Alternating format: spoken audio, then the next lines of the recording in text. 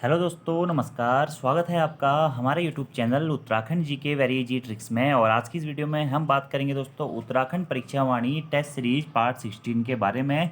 तो उत्तराखंड परीक्षा वाणी क्लास के ऊपर दोस्तों हमारा ये 16वां पार्ट है, जिसमें हम परीक्षा वाणी सीरीज के चौथे लेसन उत्तराखंड के भूगोल के बारे में पढ़ रहे हैं। और इससे पहले हम आपको 15 पार्ट्स दोस्तों प्रोवाइड करा चुके हैं। अगर आपने वीडियोज़ नहीं देखी हुई हैं तो आप उन वीडियोज़ को दोस्तों जरूर देख लीजिएगा। आप लोगों के आगामी उत्तराखंड के एग्जाम से तो काफ़ी महत्वपूर्ण वो सभी वीडियोज़ रहने वाली हैं। इससे पहले दोस्तों हमारी उत्तराखंड पोस्टमार्टम क्लासेस की भी सीरीज चल रही हैं, हिंदी की पोस्टमार्टम क्लासेस की सीरीज चल रही है, बहुत सारी मैराथन क्लासेज हैं। आप उन क्लासेस को भी जरूर देख लें, आपके एग्जाम्स के लिए वो क्लासेस बहुत ज़्यादा महत्वपूर्ण है। साथ ही वीडियो पसंद आती है तो वीडियो को लाइक जरूर करें, कमेंट जरूर करें, अपने दोस्तों के साथ में भी जरूर शेयर करें। और दोस्तों ज़्यादा से ज़्यादा वीडियो को आप लोग शेयर किया कीजिए यार, बहुत कम व्यूज आ रहे हैं। फिर ऐसे में क्या होता है कि वीडियो बनाने के लिए थोड़ा सा मोटिवेशन नहीं मिल पाता है। तो इसलिए आप लोगों से रिक्वेस्ट है कि ज़्यादा से ज़्यादा वीडियोज़ को शेयर करें। और ये सीरीज आगे कंटिन्यू रखनी है या नहीं रखनी है ये भी आप जरूर बताएं, क्योंकि रिवीजन की दृष्टि से परीक्षा वाणी की ये सीरीज आप लोगों की बहुत ज़्यादा महत्वपूर्ण रहने वाली है। और दोस्तों अगले महीने आपका फॉरेस्ट गार्ड का भी एग्जाम पेपर होना है, तो आप उसके लिए भी तैयारियां करते रहें। और अगर आप एग्जाम के लिए प्रैक्टिस सेट के बैच से जुड़ना चाहते हैं तो प्ले स्टोर से हमारी एप्लीकेशन उत्तराखंड जी के वेरी इजी ट्रिक को डाउनलोड करके जुड़ सकते हैं। चलिए शुरू करते हैं दोस्तों वीडियो को। तो प्रीवियस वीडियो मैंने आपको 15 तक के प्रश्न दोस्तों करवा दिए थे। आज हम 16वें प्रश्न से आगे बढ़ते हैं। 16वां हमारा प्रश्न है कि फूलों की घाटी स्थित है शिवालिक क्षेत्र में, वृहद हिमालयी क्षेत्र में, मध्य हिमालयी क्षेत्र में या फिर ट्रांस हिमालयी क्षेत्र में। ठीक है, तो फूलों की घाटी दोस्तों हमारा पड़ता है कहाँ पे? चमोली जनपद में। ठीक है, चमोली जनपद में फूलों की घाटी स्थित है। और चमोली जनपद किस हिमालयी क्षेत्र के अंतर्गत आता है? तो वृहद हिमालयी क्षेत्र के अंतर्गत आता है दोस्तों। क्या? चमोली जनपद। याद रखना है आपको, चमोली जनपद किस क्षेत्र के अंतर्गत आता है? वृहद हिमालयी क्षेत्र के अंतर्गत आता है, जिसे हम ग्रेटर हिमालय या उच्च हिमालयी क्षेत्र के नाम से भी जानते हैं। और फूलों की घाटी भी वृहद हिमालयी क्षेत्र में ही स्थित है। ठीक है, अब दोस्तों फूलों की घाटी के बारे में आप लोगों ने पढ़ा भी होगा कि फूलों की घाटी की खोज किसने करी थी। तो 1931 में दोस्तों फ्रैंक एस स्मिथ, यानी कि फ्रैंक सिडनी स्माइथ या फ्रैंक स्माइथ के द्वारा 1931 में फूलों की घाटी की खोज की गई थी। और फ्रैंक स्माइथ ने अपनी एक पुस्तक लिखी थी, क्या? The valley of flowers. The valley of flowers में उन्होंने फूलों की घाटी के बारे में चर्चा करी थी। उसी की बाद में ये जो फूलों की घाटी थी यह विश्व प्रसिद्ध हुई। यह आपको याद रखना है दोस्तों। यहाँ पर 250 किस्म के पुष्प के बीज पाए जा मतलब बहुत सारी किस्म के बीज पाए जाते हैं। तो जो फ्रैंक स्माइथ थे वो 250 किस्म के बीज अपने साथ में ये ऑस्ट्रेलिया लेके गए थे। तो प्रश्न ये भी बन सकता है कि फ्रैंक स्माइथ जिन्होंने फूलों की घाटी की खोज करी थी वह मूलतः किस देश के निवासी थे? तो मूलतः वो दोस्तों ऑस्ट्रेलिया के निवासी थे। ठीक है, इसी फूलों की घाटी को दोस्तों स्कंद पुराण में क्या कहा गया? नंद कानन कहा गया है। यह प्रश्न भी बहुत बार पूछा गया कि फूलों की घाटी को स्कंद पुराण में क्या कहा गया है? नंद कानन कहा गया है। महाकवि कालिदास ने दोस्तों फूलों की घाटी को क्या कहा है? तो महाकवि कालिदास ने फूलों की घाटी को अलका कहा है, अलका या फिर अलकापुरी। और किस पुस्तक में कहा है? मेघदूतम। मेघदूतम किसकी पुस्तक है? कालिदास की पुस्तक है। तो महाकवि कालिदास ने अपनी मेघदूतम पुस्तक में फूलों की घाटी को अलका कहा है। इसी के साथ साथ दोस्तों फूलों की घाटी को केदारजू, बैकुंठ, भ्यूंडार, पुष्पावली तथा फ्रैंक स्माइथ घाटी के नाम से भी जाना जाता है। फूलों की घाटी के मध्य से दोस्तों कौन सी नदी बहती है? पुष्पावती नदी बहती है। कौन सी नदी बहती है? पुष्पावती नदी बहती है। फूलों की घाटी चमोली जनपद में स्थित है। कौन कौन से पर्वत के मध्य में स्थित है? तो नर तथा गंधमादन पर्वतों के मध्य में स्थित है क्या? फूलों की घाटी। इसी के साथ साथ दोस्तों फूलों की घाटी में किसकी कब्र है? तो मार्गेट लेग की कब्र है। 1939 में यह यहाँ पर फूलों का अध्ययन करने पहुंची थी और पांव फिसलने के कारण के इनकी मृत्यु वहां पर हो गई थी। इसी के साथ आपको फूलों की घाटी के बारे में दोस्तों याद रखना है कि यह समुद्र तल से अप्रोक्सीमेटली 3600 मीटर की ऊंचाई पर स्थित है। यहाँ पर फूल खिलने का समय जुलाई से अक्टूबर तक होता है। इसी के साथ साथ दोस्तों फूलों की घाटी से आपको याद रखना है कि फूलों की घाटी राष्ट्रीय उद्यान भी किस जनपद में स्थित है? चमोली जनपद में ही स्थित है। फूलों की घाटी राष्ट्रीय उद्यान की स्थापना कब की गई थी? तो 1988 में दोस्तों फूलों की घाटी राष्ट्रीय उद्यान की स्थापना की गई थी। कब? 1982 में की गई थी दोस्तों। फूलों की घाटी राष्ट्रीय उद्यान की स्थापना कब की गई थी? 1982 में। इसी के साथ साथ एक और प्रश्न बनता है दोस्तों आपका कि फूलों की घाटी राष्ट्रीय उद्यान को यूनेस्को द्वारा विश्व विरासत सूची में कब शामिल किया गया था? तो ये भी आपको याद रखना है दोस्तों। कब? 14 जुलाई 2005। 14 जुलाई 2005 को दोस्तों यूनेस्को के द्वारा फूलों की घाटी को विश्व विरासत सूची में शामिल किया गया था। ठीक है, और फूलों की घाटी राष्ट्रीय उद्यान की खोज कब हुई थी या स्थापना कब हुई थी? तो 1982 में इसे राष्ट्रीय उद्यान घोषित कर दिया गया था। यह प्रश्न दोस्तों इंपॉर्टेंट है, आपको याद रखने हैं फूलों की घाटी से। और यह बृहद हिमालयी क्षेत्र में स्थित है। क्या? फूलों की घाटी। अगला हमारा प्रश्न है राज्य में दून किसे कहा जाता है? नदी घाटियों को, संरचनात्मक घाटियों को, एल्पाइन घास के मैदान को या फिर संकरी घाटियों को? तो राज्य में दोस्तों दून कहा जाता है संरचनात्मक घाटियों को, संरचनात्मक घाटियों को दून कहा जाता है। जैसे कि देहरादून, इसी के साथ में क्या हर की दून, हर की दून कहाँ है? हमारा उत्तरकाशी जनपद में स्थित है हर की दून, पछुआ दून, ठीक है, ये सभी क्या है?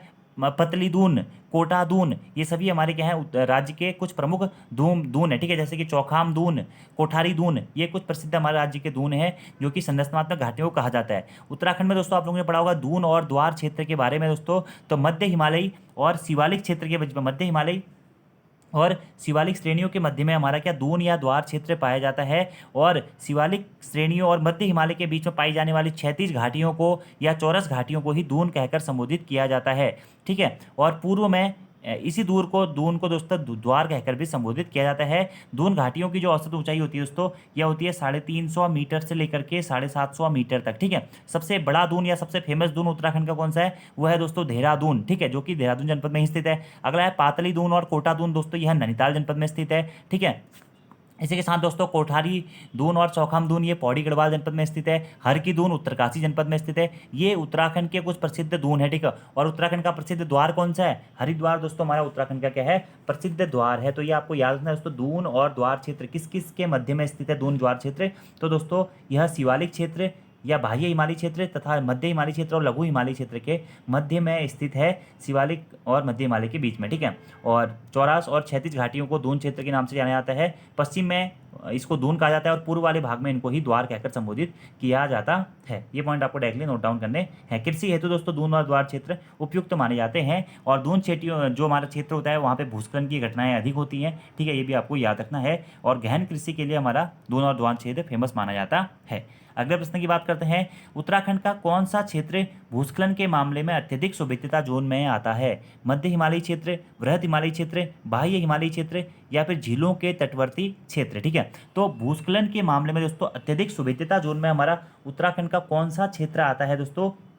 यह आता है बाह्य हिमालयी क्षेत्र, ठीक है। बाह्य हिमालयी क्षेत्र को ही शिवालिक क्षेत्र के नाम से भी जाना जाता है।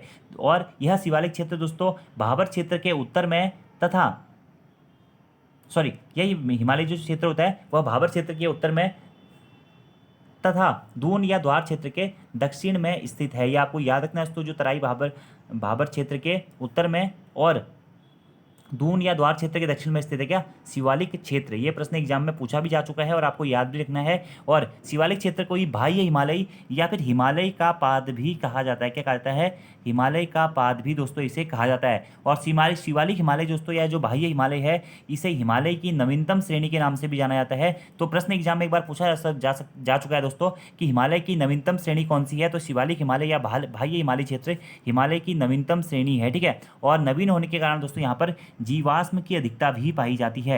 जीवाश्म की अधिकता किस हिमालय में पाई जाती है? तो बाह्य हिमालय क्षेत्र या शिवालिक हिमालय में ही पाई जाती है। इसी कारण दोस्तों यह हिमालय भूस्खलन के मामले में अत्यधिक सुविधता जोन में भी आता है, क्योंकि ये नवीन वलित हिमालय है, हमारा नवीन हिमालय है, ठीक है। और शिवालिक श्रेणियों को इनका प्राचीनतम नाम क्या है दोस्तों? मैनाक पर्वत के नाम से भी जाना जाता है, ठीक है। तो शिवालिक श्रेणी का ही प्राचीन नाम क्या है? मैनाक पर्वत है। और शिवालिक का अर्थ होता है क्या? शिव की भौहें, ठीक है। अब यहीं से प्रश्न होता है दोस्तों कि शिवालिक क्षेत्र की उत्तराखंड राज्य में औसत ऊंचाई कितनी है? तो 700 से लेकर के दोस्तों 1200 मीटर तक, ठीक है। या कहीं कहीं आपको 750 से 1200 मीटर तक हमारी शिवालिक क्षेत्र की ऊंचाई या शिवालिक क्षेत्र की ऊंचाई या बाह्य हिमालय क्षेत्र की ऊंचाई मानी जाती है। शिवालिक क्षेत्र का विस्तार उत्तराखंड के कितने जनपदों में दोस्तों? 7 जनपदों में इसका विस्तार है। देहरादून, हरिद्वार, टिहरी गढ़वाल, पौड़ी गढ़वाल, अल्मोड़ा, नैनीताल और चंपावत। और राज्य में दोस्तों इनकी औसत चौड़ाई कितनी है? 10 से 20 किलोमीटर तक है। कहीं कहीं 50 किलोमीटर तक भी इनकी चौड़ाई पाई जाती है। यह हिमालय का सबसे नवीन भाग दोस्तों माना जाता है, जिसकी उत्पत्ति 1.75 लाख से 3 करोड़ वर्ष पूर्व निर्मित हुई मानी जाती है। और जो हमारा शिवालिक क्षेत्र है इसका निर्माण काल जो होता है वह मध्य मायोसीन से निम्न प्लाइस्टोसीन युग तक माना जाता है। और नवीन भाग होने के कारण यहाँ पर दोस्तों हमारी जीवाश्म की अधिकता भी पाई जाती है। मौसम की दृष्टि से दोस्तों हमारा फेमस क्षेत्र माना जाता है शिवालिक क्षेत्र या बाह्य हिमालय क्षेत्र। उत्तराखंड में दोस्तों सर्वाधिक वर्षा किस हिमालय क्षेत्र में होती है दोस्तों? ये भी आपको याद रखना है। तो शिवालिक हिमालय क्षेत्र में या बाह्य हिमालय क्षेत्र में ही सर्वाधिक वर्षा होती है उत्तराखंड में, 200 से लेकर के 250 सेंटीमीटर तक। यह प्रश्न भी एग्जाम में पूछा जा चुका है। खनिज की दृष्टि से राज्य का सबसे महत्वपूर्ण हिमालय का भाग कौन सा है? वह है शिवालिक हिमालय। सर्वाधिक पर्यटन केंद्र किस क्षेत्र में है राज्य में? तो शिवालिक हिमालय में ही है, ठीक है दोस्तों। और शिवालिक हिमालय या मध्य हिमालय से वृहत जो हमारा सीमांत दरार होती है उसे ग्रेट बाउंड्री फॉल्ट के नाम से भी जाना जाता है। और यहाँ पे गर्म शीतोष्ण जलवायु पाई जाती है। कहाँ पे? हमारा बाह्य हिमालयी क्षेत्र या फिर शिवालिक हिमालयी क्षेत्र में, ठीक है। तो कौन सा आता है? बाह्य हिमालयी क्षेत्र, ठीक है। तो यहाँ पर दोस्तों मैंने जो जो इंपॉर्टेंट पॉइंट थे सब बता दिए हैं, ठीक है। अगर आपको थोड़ा सा स्पीड तेज लग रही है तो आप वीडियो में स्पीड कम करने का ऑप्शन आता है, उसे कम करके ये सारी चीज़ें आप नोट डाउन कर लीजिएगा, एग्जाम्स के लिए बहुत महत्वपूर्ण है। और ऐसा नहीं है कि ये जो मैं आपको बता रहा हूँ ये मैं ऐसे ही बता रहा हूँ, इसमें से ही दोस्तों अगर आप प्रीवियस ईयर क्वेश्चन पेपर पढ़ेंगे तो जो मैंने आपको ये फैक्ट बताए हैं 8 से 9 प्रश्न बने हुए हैं पहले एग्जाम में, तो इसलिए आपको ये ध्यान से पढ़ना है, ठीक है। भूस्खलन भी होता है यहाँ पे, भारी कटाव पाया जाता है, गहरी नदी घाटियाँ भी इस क्षेत्र में हमारी पाई जाती हैं, और कैसी जलवायु पाई जाती है? गर्म शीतोष्ण जलवायु इस क्षेत्र में पाई जाती है। अगले प्रश्न की बात करते हैं दोस्तों, निम्नलिखित में से कौन सा दर्रा बागेश्वर और पिथौरागढ़ को जोड़ता है? तो ट्रेल पास दर्रा दोस्तों हमारा बागेश्वर और पिथौरागढ़ जनपद को जोड़ता है। ट्रेल पास दर्रे की खोज ट्रेल के द्वारा की गई थी कब? 1830 में, कमिश्नर ट्रेल के द्वारा, जो कि दूसरे कुमाऊं कमिश्नर थे, इनके द्वारा ही ट्रेल पास दर्रे की खोज की गई थी 1830 में। एक और प्रश्न दोस्तों यहाँ से एग्जाम में पूछा गया है, उत्तराखंड के निम्न में से किस स्थल का नाम एक कुमाऊं कमिश्नर के नाम से रखा गया था? इस प्रकार का प्रश्न पूछा गया था। तो ट्रेल पास दर्रे का नाम दोस्तों हमारा कुमाऊं कमिश्नर ट्रेल के नाम से ही रखा गया था, क्योंकि ट्रेल के द्वारा ही 1830 में सबसे पहले ट्रेल पास दर्रे की खोज की गई थी और उस पर चढ़ा गया था, ठीक है। और यह बागेश्वर और पिथौरागढ़ जनपद के मध्य में स्थित है। पिछली वीडियो में दोस्तों मैं आपको सभी दर्रे, जो इंपोर्टेंट दर्रे हैं, बता चुका हूँ, आप लोगों ने वो नोट भी कर लिया होगा। और हर एग्जाम में आप ये मान के चलिए कि दर्रे से दोस्तों एक प्रश्न तो आता ही आता है, ठीक है। अगले प्रश्न की बात करते हैं दोस्तों। अगला हमारा प्रश्न है, उत्तरकाशी तथा तिब्बत को जोड़ने वाला दर्रा निम्न में से कौन सा है? ठीक है, दारमा दर्रा, नीति दर्रा, थगाला दर्रा या फिर किंगडी मिंगडी दर्रा। तो मैंने आपको बताया था दोस्तों, थगाला दर्रा जो है उत्तरकाशी और तिब्बत के मध्य में स्थित है। कौन सा? थगाला दर्रा। थगाला दर्रे के साथ साथ दोस्तों मुलिंगला, नेलंग और सांग चोकला, क्या? थगाला, मुलिंगला, नेलंग और सांग चोकला दर्रा भी हमारा उत्तरकाशी और तिब्बत के मध्य में ही स्थित है। जबकि दारमा जो दर्रा है दोस्तों, या दारमा घाटी है, पिथौरागढ़ और तिब्बत के मध्य में स्थित है। नीति जो दर्रा है दोस्तों हमारा, नीति, माणा, ये किंगरी मिंगरी, ये किसके मध्य में स्थित है? चमोली और तिब्बत के मध्य में स्थित है। अगले प्रश्न की बात करते हैं। 21वां हमारा प्रश्न है दोस्तों, राज्य में मुख्य केंद्रीय भ्रंश रेखा स्थित है। मुख्य केंद्रीय भ्रंश रेखा दोस्तों इसे MCT भी कहा जाता है। और यह दोस्तों प्रश्न बहुत महत्वपूर्ण है। इसमें मैं आपको 3 एक्सप्लेनेशन बताऊंगा, 3 के 3 दोस्तों आपके बहुत महत्वपूर्ण है, ठीक है। तो ध्यान से आपको पढ़ना है। MCT, MBT और HFF, ये दोस्तों 3 मैं आपको फैक्ट बता रहा हूँ। MCT यानी कि मेन सेंट्रल थ्रस्ट, MBT यानी कि मेन बाउंड्री थ्रस्ट, और HFF यानी कि दोस्तों हिमालयन फ्रंटेड फॉल्ट, ठीक है, Himalayan fronted fault. MCT main central thrust दोस्तों, जिसे मुख्य केंद्रीय भ्रंश रेखा भी कहा जाता है, यह किस किस के मध्य में स्थित है? तो वृहत हिमालय और मध्य हिमालय, वृहत हिमालय और मध्य हिमालय के मध्य में स्थित दोस्तों क्या हमारा MCT यानी कि मेन सेंट्रल थ्रस्ट लाइन किसके किसके मध्य में स्थित है? मध्य हिमालय और वृहत हिमालय, मध्य हिमालय और वृहत हिमालय या लघु हिमालय और वृहत हिमालय के मध्य में स्थित है हमारी MCT मेन सेंट्रल थ्रस्ट। तो आंसर हो जाएगा ऑप्शन नंबर डी। अब है MBT मेन बाउंड्री थ्रस्ट, जिसे मुख्य भ्रंश रेखा भी कहा जाता है। क्या कहा जाता है? मुख्य भ्रंश रेखा भी कहा जाता है। और ये MBT किस किस के मध्य में स्थित है दोस्तों? यह मध्य हिमालय क्षेत्र और शिवालिक क्षेत्र के मध्य में स्थित है। मध्य हिमालय क्षेत्र और शिवालिक क्षेत्र, या फिर आप कह सकते हैं लघु हिमालय क्षेत्र और बाह्य हिमालय क्षेत्र के मध्य में स्थित है दोस्तों क्या हमारा MBT मेन बाउंड्री थ्रस्ट। देखिए, लघु हिमालय को ही दोस्तों मध्य हिमालय के नाम से जाना जाता है और शिवालिक क्षेत्र को ही बाह्य हिमालय के नाम से जाना जाता है। तो आप किसी भी प्रकार से इसका क्लासिफिकेशन कर सकते हैं। MBT लाइन यानी कि मेन बाउंड्री थ्रस्ट लाइन आपका लघु हिमालय और शिवालिक क्षेत्र में स्थित है, या मध्य हिमालय और शिवालिक क्षेत्र के मध्य में हमारा MBT लाइन स्थित है, या फिर लघु हिमालय और बाह्य हिमालय क्षेत्र के मध्य में हमारा MBT लाइन स्थित है, ठीक है। अगला HFF यानी कि हिमालयन फ्रंटियर फॉल्ट, ठीक है, यानी कि बाह्य हिमालयी भ्रंश रेखा। तो ये जो बाह्य हिमालयी भ्रंश रेखा होती है दोस्तों, यह शिवालिक क्षेत्र और तराई भाबर क्षेत्र के मध्य में स्थित है, ठीक है। शिवालिक क्षेत्र और तराई भाबर क्षेत्र के मध्य में स्थित है, या फिर आप कह सकते हैं शिवालिक क्षेत्र और गंगा के मैदानी क्षेत्र के मध्य में स्थित है क्या? HFF line. और ये 3 के 3 प्रश्न दोस्तों बहुत बार एग्जाम में पूछे जाते हैं। MCT line, MBT line, HFF line. अगर आप UKPSC के एग्जाम पेपर उठाएंगे, UKSSC के एग्जाम पेपर उठाएंगे, तो आपको 20 से 30 बार दोस्तों ये प्रश्न बैक टू बैक रिवाइज में देखने को मिलेगा। तो याद रखना है आपको ये 3 के 3 फैक्ट। इसी के साथ दोस्तों MCT, MBT और HFF, ठीक है, ये आपको याद रखना है। अगले प्रश्न की बात करते हैं। आंसर हो जाएगा ऑप्शन नंबर डी, ठीक है। ऐसे ही अगर आपसे पूछा जाएगा कि मध्य हिमालय और बाह्य हिमालय क्षेत्र के मध्य में कौन सी लाइन होती है, तो इसके मध्य में दोस्तों हमारी कौन सी लाइन होती है? ये होती है MBT main boundary thrust line, ठीक है। अगला प्रश्न है, वैज्ञानिकों के अनुसार हिमालय क्षेत्र उत्तराखंड में आने वाली भूकंपों की गतिशीलता या भूकंपों आने वाले अधिकांश भूकंप के कारण है, ठीक है। तो भूकंप के कारण क्या? प्लेटों की गतिशीलता है, भ्रंशों की उपस्थिति है, केवल ए है या ए और बी दोनों है? तो आपको आंसर इसका दोस्तों पता ही है, ए और बी दोनों इसका आंसर हो जाएगा प्रश्न नंबर 22 का, कि उत्तराखंड में आने वाले जो अधिकांश भूकंप है किस कारण आते हैं? प्लेटों की गतिशीलता के कारण आते हैं और भ्रंशों की उपस्थिति के कारण आते हैं, ठीक है। और राज्य में भूकंप का सर्वाधिक असर पड़ता है, आप लोगों को पता है दोस्तों। और भारत को भूकंप की दृष्टि से 5 जोनों में बांटा गया, जोन 1, जोन 2, जोन 3, जोन 4 और जोन 5। उत्तराखंड 2 जोनों में आता है, जोन 4 और जोन 5, ठीक है। भूकंप की दृष्टि से उत्तराखंड में कितने जोन है? 2 जोन है। जोन 4 में देहरादून, टिहरी, उत्तरकाशी, नैनीताल, उधमसिंह नगर जनपद आते हैं, और जबकि जोन 5 में चमोली, रुद्रप्रयाग, अल्मोड़ा, बागेश्वर, पिथौरागढ़ और चंपावत जनपद आते हैं, ठीक है। और राज्य में भूकंप की तीव्रता को मापने हेतु भूकंप मापी स्टेशन केंद्र बनाए गए हैं। कहाँ कहाँ पे स्थित हैं? देहरादून में, टिहरी में और गरुड़गंगा में यह हमारे स्थित हैं, ठीक है। और भारत के कुल भूकंपों में से कुल 68% जो हमारा भूकंप होते हैं दोस्तों वह हिमालयी क्षेत्रों के अंतर्गत आते हैं, ठीक है। और उत्तराखंड भूकंप की दृष्टि से एक संवेदनशील राज्य के रूप में भी जाना जाता है, ठीक है। और भूकंप के बारे में कौन सा भूकंप कब आया था ये मैं आपको प्रीवियस वीडियो में बता चुका हूँ, ठीक है। भूकंप की जो तीव्रता है वह रिएक्टर स्केल पर मानी जाती है और सिस्मोग्राफ नामक यंत्र से मापी जाती है, ये भी आपको याद रखना है। अगला प्रश्न है, राज्य में बाढ़ आने का प्रमुख कारण क्या है? भूस्खलन, अतिवृष्टि, केवल ए और बी दोनों, ठीक है। तो आंसर इसका दोस्तों ऑप्शन नंबर डी होगा।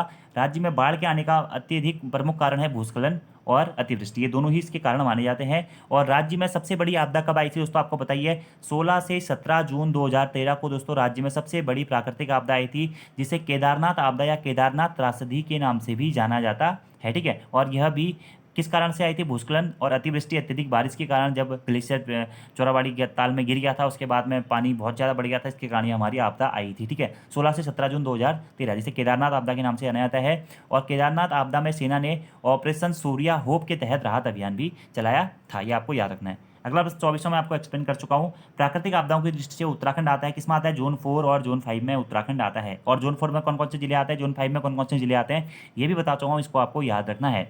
अगला प्रश्न है, राज्य में सर्वाधिक वर्षा वाला क्षेत्र कौन सा है? तो थोड़ी देर पहले ही दोस्तों मैंने आपको बताया था, आपका बाह्य हिमालय क्षेत्र, जिसे शिवालिक क्षेत्र के नाम से भी जाना जाता है, जो कि 700 से लेकर के 1200 मीटर तक की ऊंचाई तक पाया जाता है। यह राज्य में सर्वाधिक वर्षा वाला क्षेत्र है। और राज्य में सबसे कम वर्षा वाला क्षेत्र कौन सा है पूछा जाएगा दोस्तों, तो बृहत हिमालयी क्षेत्र हमारा राज्य में सबसे कम वर्षा वाला क्षेत्र है। अगला प्रश्न है, राज्य में सर्वाधिक औसत वार्षिक वर्षा वाला स्थान कौन सा है? तो राज्य में सर्वाधिक औसत वार्षिक वर्षा वाला स्थान दोस्तों है नरेंद्र नगर, जो कि टिहरी गढ़वाल जनपद में स्थित है। और यहाँ पर आपकी 318 सेंटीमीटर के आसपास दोस्तों प्रत्येक वर्ष औसत वर्षा होती है। औसत वार्षिक वर्षा वाला सर्वाधिक स्थान कौन सा है? वह है नरेंद्र नगर, आपको याद रखना है, ठीक है। यह आपको याद रखना है, ठीक है। और अगर नरेंद्र नगर ऑप्शन में नहीं होगा दोस्तों और वहाँ पे राजपुर अगर आपको ऑप्शन में मिलेगा तो आप राजपुर को भी सही कर सकते हैं, क्योंकि राजपुर में भी करीबन करीब 318.5 सेंटीमीटर के आसपास में वर्षा होती है। और वहीं आपसे प्रश्न पूछेगा, राज्य में सबसे कम वर्षा वाला स्थान कौन सा है? तो श्रीनगर दोस्तों राज्य में सबसे कम वर्षा वाले स्थान के रूप में भी जाना जाता है। ये प्रश्न भी आपको याद रखना है और महत्वपूर्ण है। सबसे अधिक वर्षा कहाँ पे होती है? मैंने आपको बता दिया था। तो सबसे अधिक वर्षा शिवालिक क्षेत्र या शिवालिक हिमालय या बाह्य हिमालय में होती है, ठीक है। सबसे कम वर्षा कहाँ पे होती है? बृहत हिमालयी क्षेत्रों में होती है, ये भी आपको याद रखना है। अगले प्रश्न की बात करते हैं, निम्नलिखित में से उत्तराखंड के कौन से जिले पूर्णतः आंतरिक सीमा वाले जिले हैं? दोस्तों देखिए, पूर्णतः आंतरिक सीमा वाले जिले कौन से होते हैं? ऐसे जिले जो कि ना तो किसी अन्य देश से अपनी सीमा साझा करते हैं और ना ही किसी अन्य दूसरे राज्य से अपनी सीमा साझा करते हैं, उन्हें पूर्ण आंतरिक सीमा वाले जिले के नाम से जाना जाता है। तो उत्तराखंड में दोस्तों 4 ऐसे जनपद हैं जो ना तो किसी अन्य देश के साथ में अपनी सीमा साझा करते हैं, ना ही किसी अन्य राज्य के साथ में अपनी सीमा साझा करते हैं। यह पूर्णतः आंतरिक जिले का मतलब है कि ऐसे जिले जो सिर्फ और सिर्फ उत्तराखंड राज्य में जो जिले हैं उनके साथ ही अपनी सीमा साझा करते हैं। तो 4 ऐसे जिले हैं दोस्तों जो कि पूर्णतः आंतरिक सीमा वाले जिले हैं। कौन कौन से जिले हैं दोस्तों? वो टिहरी गढ़वाल, रुद्रप्रयाग, बागेश्वर और अल्मोड़ा। तो आंसर हो जाएगा उपयुक्त सभी। ये सभी जिले दोस्तों पूर्णतः आंतरिक सीमा वाले जिले हैं। टिहरी, रुद्रप्रयाग, बागेश्वर और बागेश्वर अल्मोड़ा, यानी कि टोटल पूर्णतः आंतरिक सीमा वाले जिलों की संख्या कितनी है? 4 है, ये आपको याद रखना है। अगला प्रश्न है 28वां, सर्वाधिक अंतर्राष्ट्रीय सीमा रेखा वाला जिला कौन सा है दोस्तों? तो मैंने आपको बताया हुआ था सर्वाधिक अंतर्राष्ट्रीय सीमा रेखा वाला जिला दोस्तों कौन सा है? हमारा पिथौरागढ़ जिला है, जो कि सर्वाधिक अंतर्राष्ट्रीय सीमा साझा करता है। क्यों? क्योंकि पिथौरागढ़ जनपद दोस्तों हमारा नेपाल के साथ में भी अपनी अंतर्राष्ट्रीय सीमा साझा करता है और चीन या तिब्बत के साथ में भी अपनी अंतर्राष्ट्रीय सीमा साझा करता है। इसलिए उत्तराखंड में सर्वाधिक अंतर्राष्ट्रीय सीमा साझा करने वाले जिले के रूप में हमारा पिथौरागढ़ जनपद जाना जाता है। और मैंने आपको पिछली वीडियो में भी बताया था दोस्तों, उत्तराखंड के 5 जनपद अपनी अंतर्राष्ट्रीय सीमा साझा करते हैं। और ये 5 जनपद कौन कौन से हैं? उत्तरकाशी, चमोली, पिथौरागढ़, चंपावत और उधमसिंह नगर। ये 5 जनपद अपनी क्या करते हैं? अंतर्राष्ट्रीय सीमा साझा करते हैं, ठीक है। इसमें से 3 जनपद कौन कौन से? उत्तरकाशी, चमोली और पिथौरागढ़ चीन के साथ में अपनी अंतर्राष्ट्रीय सीमा साझा करते हैं। और वहीं अन्य 3 जनपद पिथौरागढ़, चंपावत और उधम सिंह नगर ये नेपाल के साथ में अपनी अंतर्राष्ट्रीय सीमा साझा करते हैं और अंतर्राष्ट्रीय सीमा की कुल लंबाई है 625 किलोमीटर। आपको याद रखना है, अंतर्राष्ट्रीय सीमा वाले ये जिले हैं। अगले प्रश्न की बात करते हैं, राज्य के निम्नलिखित कस्बों में से कौन मैदानी क्षेत्र में स्थित है? तो मैदानी क्षेत्र दोस्तों आपको बताइए, रुड़की, लक्सर, हरिद्वार में, खानपुर, चौनपुरी, मंगलौर, लंधौरा, ये सभी दोस्तों हरिद्वार जनपद के आसपास के क्षेत्र हैं जो कि मैदानी क्षेत्रों के अंतर्गत आते हैं। ठीक है, तो गंगा के मैदानी क्षेत्र में अधिकांशतः जो भाग है दोस्तों वह हरिद्वार जनपद का ही भाग होता है। ठीक है, मैदानी भूमि में दोस्तों बाढ़ का पानी अधिक नहीं पहुंच पाता है, जिस कारण यहाँ पे दोस्तों बांगर मिट्टी और खादर मिट्टी पाई जाती है। ठीक है, खादर यानी कि नई जलोढ़ मिट्टी, यानी कि जो बाढ़ के साथ साथ में दोस्तों जो नदियाँ अपने साथ में पानी बहा के लाती है या जो महीन अवशेप बहा के लाती है, जो महीन अवशेप वो जहाँ पे बिछाती है उसे बोलते हैं खादर क्षेत्र। यानी कि जो नई मिट्टी से बना क्षेत्र होता है उसे खादर क्षेत्र बोलते हैं, खादर जलोढ़ क्षेत्र बोलते हैं। और जो पुरानी मिट्टी से बना क्षेत्र होता है जहाँ पर बाढ़ का पानी नहीं पहुँच पाता है उसे बांगर क्षेत्र या फिर पुराने जलोढ़ क्षेत्र के नाम से जानते हैं। और गंगा का मैदानी क्षेत्र उत्तराखंड में अगर हम बात करें, मैंने आपको बताया था कि भौगोलिक दृष्टि से उत्तराखंड राज्य का जो विभाजन है 8 भौगोलिक प्रदेशों में किया गया है, जिसमें सबसे दक्षिणी जो भाग है वो है गंगा का मैदानी क्षेत्र। ठीक है, और ये हरिद्वार जनपद का अधिकांशतः भाग इसके अंतर्गत आता है। अगला हमारा 30वां प्रश्न है दोस्तों, राज्य के निम्न कस्बों में से कौन सा कस्बा तराई क्षेत्र में स्थित है? ठीक है, तो तराई भाबर क्षेत्र के बारे में भी मैं आपको बता चुका हूं दोस्तों कि नदियां जो अपने साथ में कंकड़ पत्थर बालू ये सब कुछ बहा के लेके आती है, तो मोटे कंकड़ पत्थर वो जहाँ पे बिछाती है उस क्षेत्र को भाबर क्षेत्र बोलते हैं, और जो महीन मिट्टी को जिस क्षेत्र में बिछाते हैं उसे तराई क्षेत्र कहते हैं। ठीक है, तराई क्षेत्र में पाताल तोड़ कुएं पाए जाते हैं, ये सब मैं आपको बता चुका हूँ। ठीक है, पिछली वीडियो में। और तराई क्षेत्र में उधम सिंह नगर जनपद का हमारा अधिकांशतः भाग आता है, नैनीताल जनपद का भी कुछ भाग आता है, पौड़ी गढ़वाल जनपद का भी कुछ भाग आता है। और यहाँ पर दोस्तों तराई क्षेत्र में बंगाली, हरियाणवी, पंजाबी आदि क्षेत्रों के लोग पाए जाते हैं। सबसे अत्यधिक जैव विविधता मतलब जो मनुष्यों की दृष्टि से देखा जाए या अत्यधिक जातियों की दृष्टि से देखा जाए तो तराई भाबर क्षेत्र में ही होता है। उपजाऊपन की दृष्टि से तराई भाबर क्षेत्र हमारा बहुत महत्वपूर्ण माना जाता है। तो तराई भाबर क्षेत्र में स्थित कौन कौन से क्षेत्र हैं? औरंगाबाद, ज्वालापुर सही है, सितारगंज, बादपुर ये भी सही है, काशीपुर, खटीमा ये भी बिल्कुल सही है। तो ये सभी क्षेत्र दोस्तों हमारा तराई क्षेत्र के अंतर्गत आते हैं। उधम सिंह नगर जनपद का अधिकांशतः क्षेत्र, हरिद्वार जनपद का कुछ क्षेत्र, पौड़ी गढ़वाल जनपद का कुछ क्षेत्र, नैनीताल जनपद का कुछ क्षेत्र हमारा तराई भाबर क्षेत्र के अंतर्गत आता है। और यहाँ पर उपोष्ण प्रकार की जलवायु पाई जाती है। अब दोस्तों आज के आपके होमवर्क के 4 प्रश्न हैं। राज्य के किस क्षेत्र में कुमाऊनी और गढ़वाली लोगों के अलावा पंजाबी, बंगाली, सिंधी और हरियाणवी लोग भी बसे हुए हैं? शिवालिक श्रेणियों की ऊंचाई कितनी है? उत्तराखंड का कुल क्षेत्रफल कितना है? और शिवालिक श्रेणी का प्राचीन नाम क्या है? और ये 4 के 4 प्रश्न दोस्तों ऐसे हैं ना, मैं आपको एक्सप्लेनेशन में बता चुका हूं अभी तक, तो इसके आंसर आप लोगों को पता होने चाहिए। बाकी आज की वीडियो आपको कैसी लगी कमेंट बॉक्स में जरूर बताइएगा। वीडियो पसंद आती तो वीडियो को लाइक जरूर करें, कमेंट जरूर करें, अपने दोस्तों के साथ में भी जरूर शेयर करें। धन्यवाद।